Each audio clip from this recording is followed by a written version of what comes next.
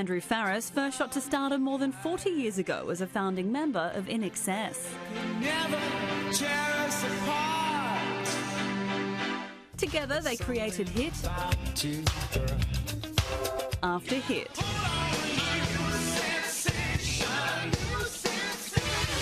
Now the singer-songwriter is creating a new sensation, releasing his first self-titled solo album. Andrew, so great to chat to you. I cannot believe this is your debut album. Right. Well, I've always been a songwriter, and so my adventure began where it's always been, which is writing songs. I had some older songs that I recorded and some newer songs, and I thought, well, someone needs to sing them, and I was the closest singer, so I started singing them. I thought, well, I'll find someone that really knows what they're doing as a singer later on. And then it was the engineers and guys I was working with in Nashville who started saying to me, hey man, we like this stuff anyway, why don't you just keep recording it? And I'm like, you like me? You like my voice? They're like, yeah, sure. I'm always here with you. This is where I belong. Your music has been the soundtrack to so many of our lives. This is a completely different sound to anything we've heard before. Well, first of all, I pay a lot of respect to the country music genre.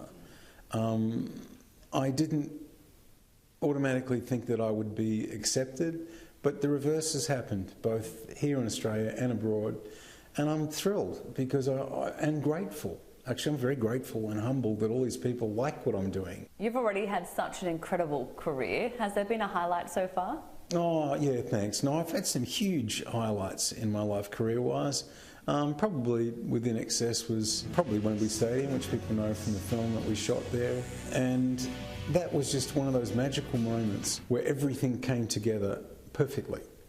We couldn't have designed as a group a more, just an incredible experience like that. Was there ever a point in time that maybe you might front INXS? I always, saw myself, this is going to sound a bit odd, but I always saw my place, if you like, with INXS as I always felt like I was destined to write a soundtrack for a living play, a play that, like a theatre play, that was in motion. That's how I always saw myself. It was about how I felt I could best contribute to help INXS do what it wanted to do as a group of people.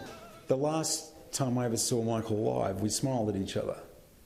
I don't dwell on this, but we were never competitive as songwriters. We had virtually beautifully harmonious set of talents that we both brought together when we wrote together for INXS. It was something really special. So I always think of it like that was my contribution at the time.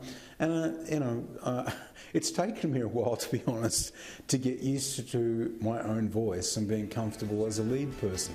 Andrew Farriss's debut album will be released this Friday.